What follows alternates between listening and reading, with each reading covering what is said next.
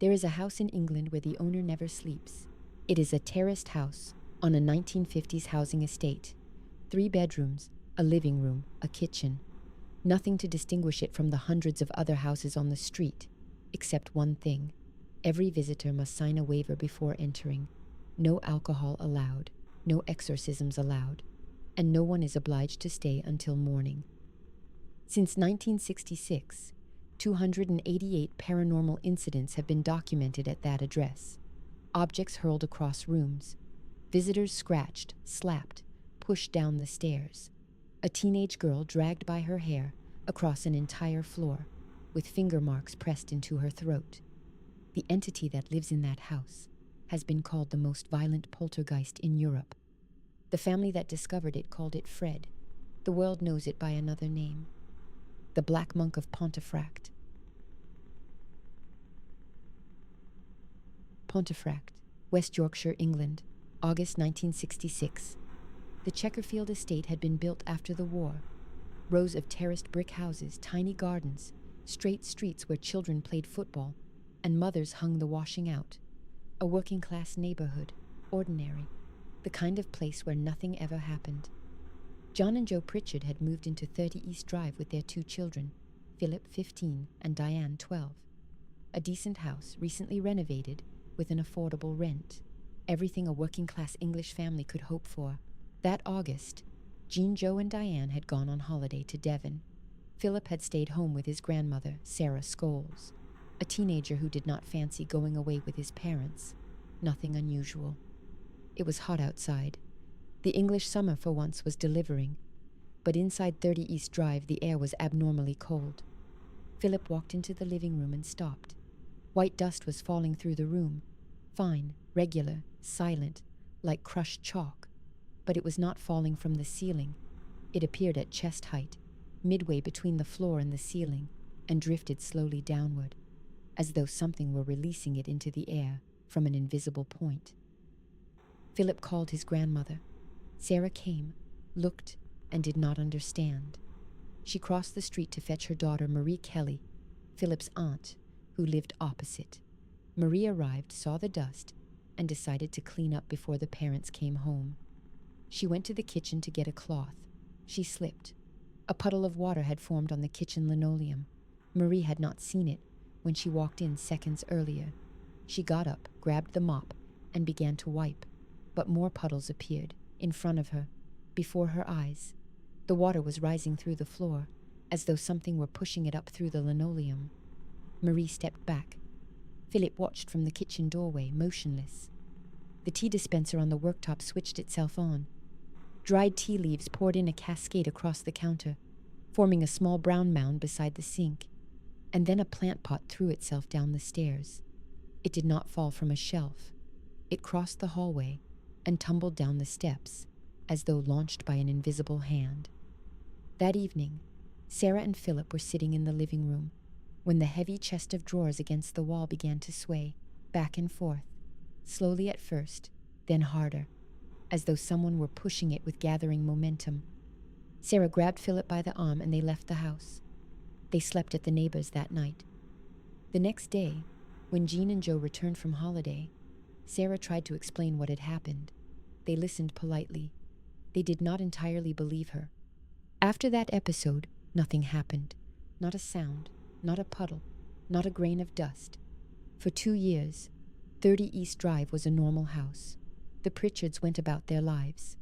Philip was growing up, sitting his exams, hanging about with his mates in the estate streets.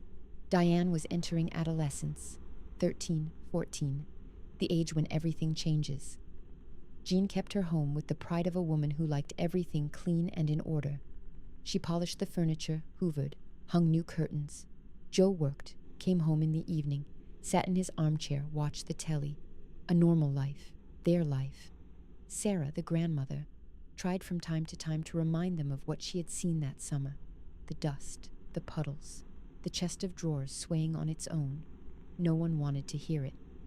Jean changed the subject. Joe shrugged. The children rolled their eyes.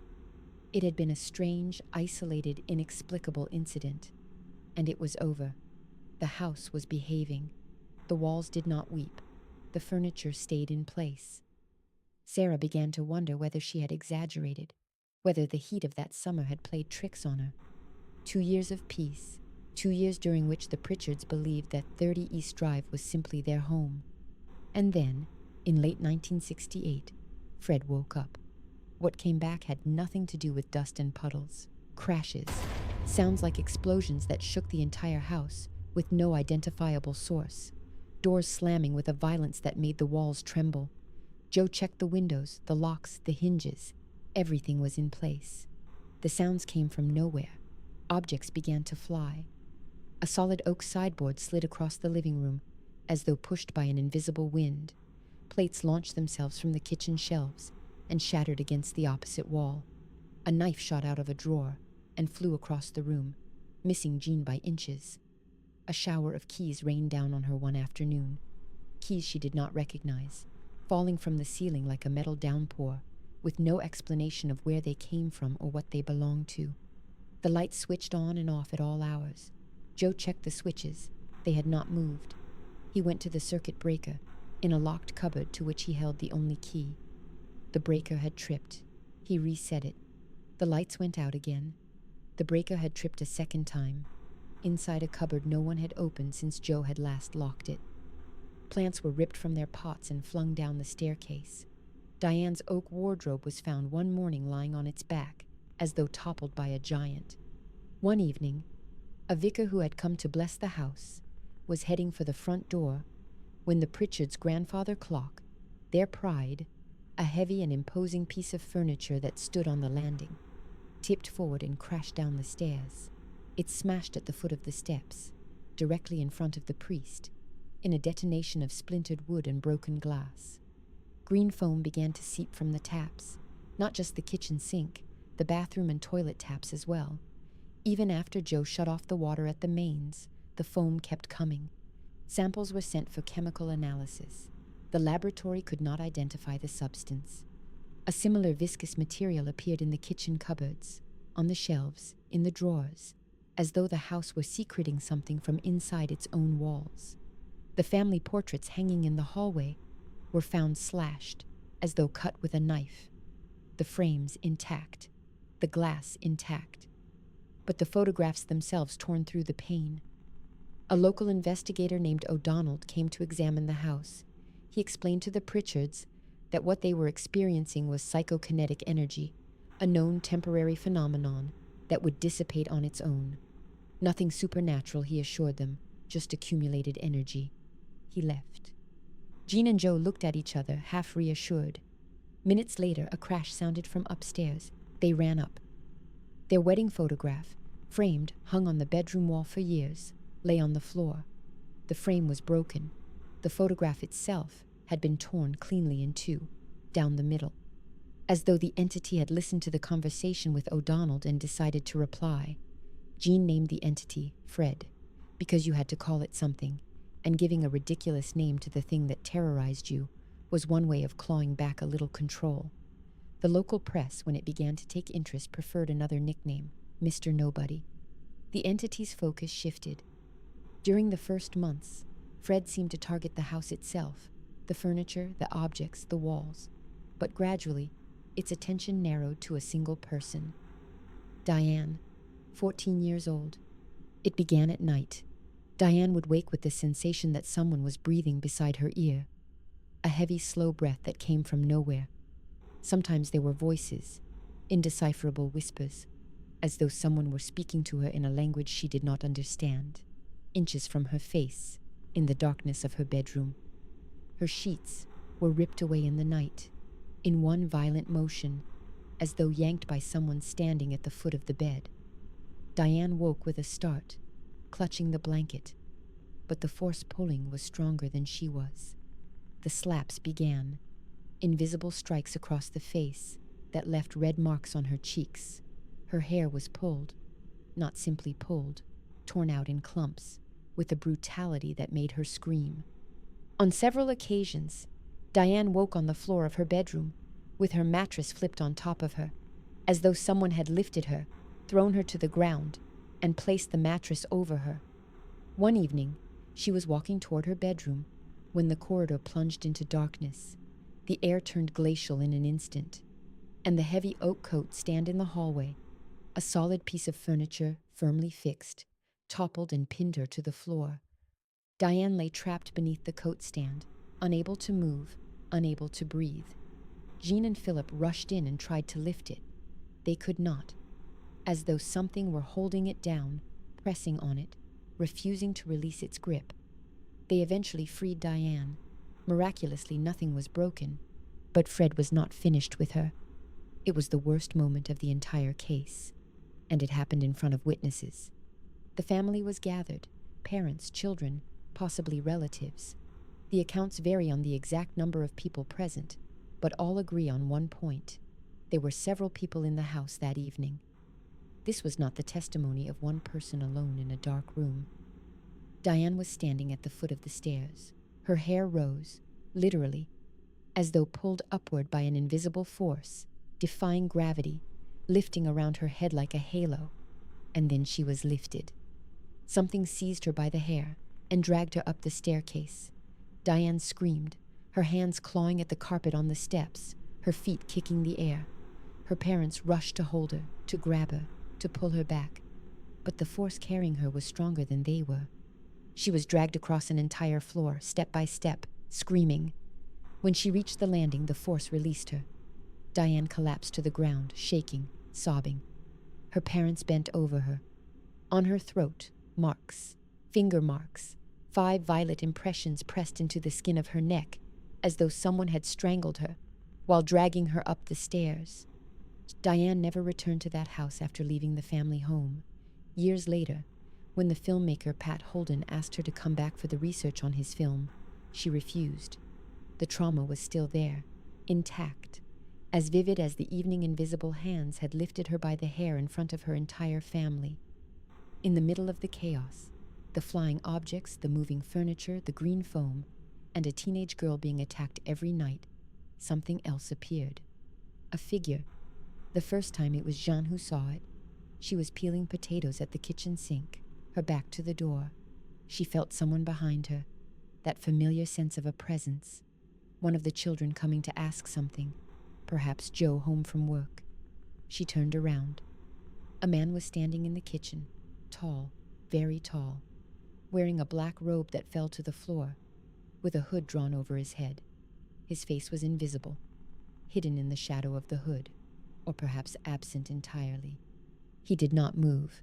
He was looking at her, or at least, he was facing her. John did not scream.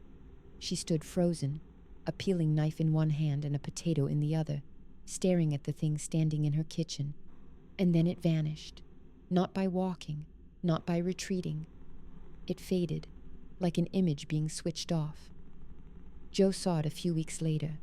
He woke in the middle of the night, and the figure was there, above the bed, floating in the darkness of the bedroom, a black massive shape hovering over his sleeping wife. Joe lay paralyzed for several seconds. Then the figure disappeared.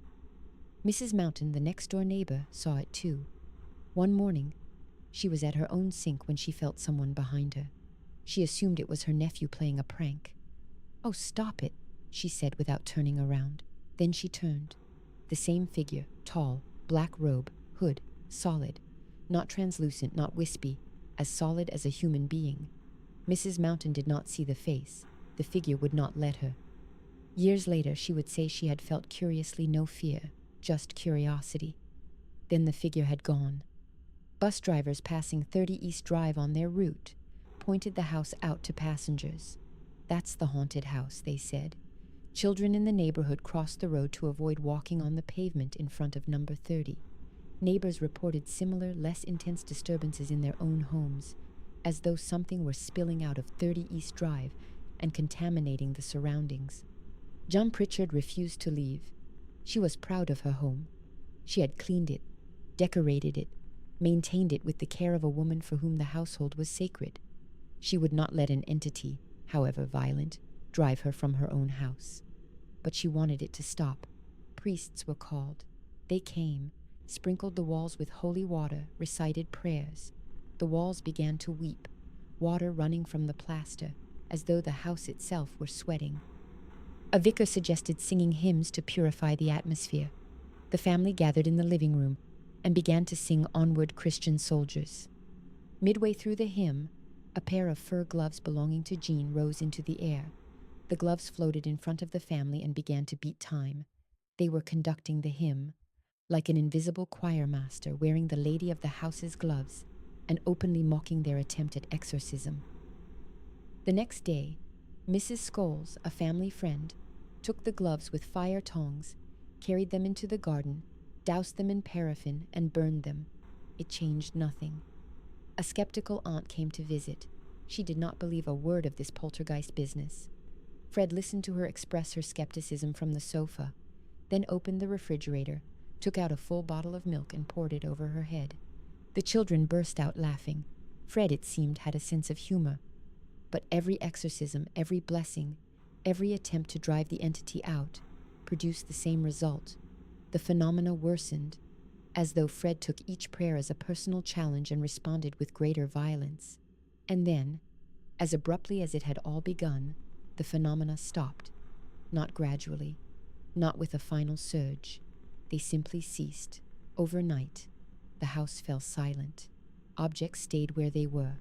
The walls stopped weeping. Diane slept without being woken by voices or slaps. No one understood why. The most obvious link was Diane's age. The phenomena had started when Philip was 15, gone quiet for 2 years, then resumed centered on Diane when she was 14. They stopped when she grew out of adolescence. Parapsychologists had a theory for that: recurrent spontaneous psychokinesis, the idea that a teenager under stress could unconsciously project energy that moved objects and disturbed the environment. Not a ghost, a human being whose body was producing phenomena it could not control. It was one explanation, not the only one. The Pritchards eventually left 30 East Drive. The house stood empty for years. The neighborhood tried to forget. The press moved on, and the case would have remained a local story, a curiosity of Yorkshire, a talking point at the pub, had a man not decided to dig deeper. Tom Cuniff was a paranormal investigator who specialized in local history. Years after the events, he heard about what had happened at 30 East Drive and decided to do what no one had done before him: search the archives. What he found changed everything. A Cluniac priory had existed in Pontefract, founded in 1090, dissolved in 1539, nearly 5 centuries of activity. The Cluniac monks wore black habits, long robes, hoods that concealed the face, exactly what the Pritchards, Mrs. Mountain, and the visitors had described. Cuniff dug further. The land on which the Chequerfield estate had been built had not always been a residential neighborhood. For centuries, it had been a place of execution. The gallows had stood on the exact spot where 30 East Drive now stood. People had been hanged at that precise location. And in the priory archives, Cuniff found a trace. In the 16th century, a Cluniac monk had been found guilty of the rape and murder of a young girl from the village. The girl had been the same age as Diane Pritchard. The monk had been hanged on the gallows, on the very spot where the house now stood. According to legend, his body had been thrown into a well after the execution. Years later, during damp-proofing work in the house adjoining 30 East Drive, workmen discovered something beneath the foundations, a stone well, ancient. No one had known it was there. No bones were found inside, but the well was there, exactly where Cuniff had predicted it would be.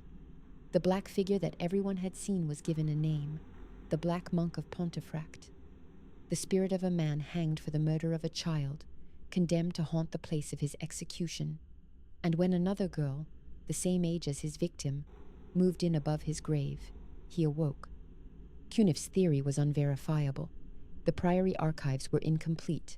No document named the monk. Some later accounts called him Brother Michael. But the name had no solid historical basis. What was certain was that the description of the figure matched a Cluniac monk exactly, and that the entity's obsession with Diane, a girl the same age as the victim, was a detail no one could have invented at the time, since the link to the priory was only established years later. In 2012, Pat Holden made a film inspired by the case, When the Lights Went Out. Holden was not a stranger to the story. His mother, Renee, was the sister-in-law of Jean Pritchard's sister. He had grown up with this story. He had heard his mother describe what she had seen at 30 East Drive. He put it on screen. The film's producer, Bill Bungay, discovered that the house was for sale. It was on the market for £75,000, a pittance, even for a Yorkshire housing estate. He bought it to host the premiere of his film, the most brilliant idea of his career in advertising. Bungay did not believe in ghosts, but one night, as he was closing the gate after a day of filming, he set the latch, wedged it with a breeze block, and turned around to lock the front door. The key had vanished from his pocket. He glanced over his shoulder. The gate he had just locked was wide open. The phenomena resumed, objects thrown across rooms, marbles launched from impossible angles, sounds, presences. The entity that everyone had believed dormant since the 1970s had woken, perhaps disturbed by the attention, the film, the new visitors treading on its territory. Bungay turned the house into a paranormal attraction. He preserved the 1970s decor. He opened 30 East Drive to ghost hunters from around the world at £400 a night, waiver to sign, no alcohol, no exorcisms, and one unwritten rule: Bill Bungay, the owner, never sleeps in his own house. Richard Estep, an American investigator with 30 years of experience, spent 5 days and 5 nights at 30 East Drive. He confirmed that Fred was still there, and that he had reportedly broken a recent visitor's leg. The television show Most Haunted filmed a live episode for Halloween 2015.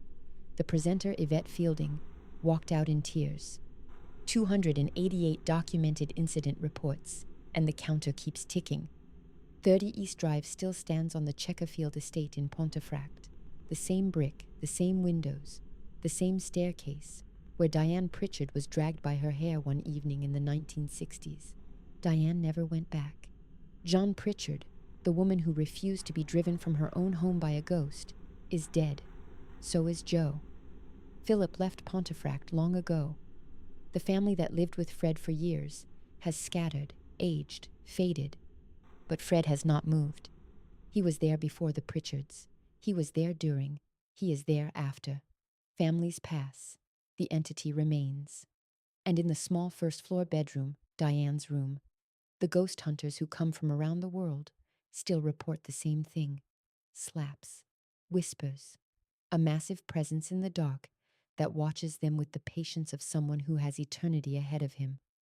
Somewhere beneath the foundations of the Chequerfield estate, there is a stone well that no one has explored, and somewhere in the incomplete archives of a priory that vanished 5 centuries ago, there is the name of a monk that no one has ever found.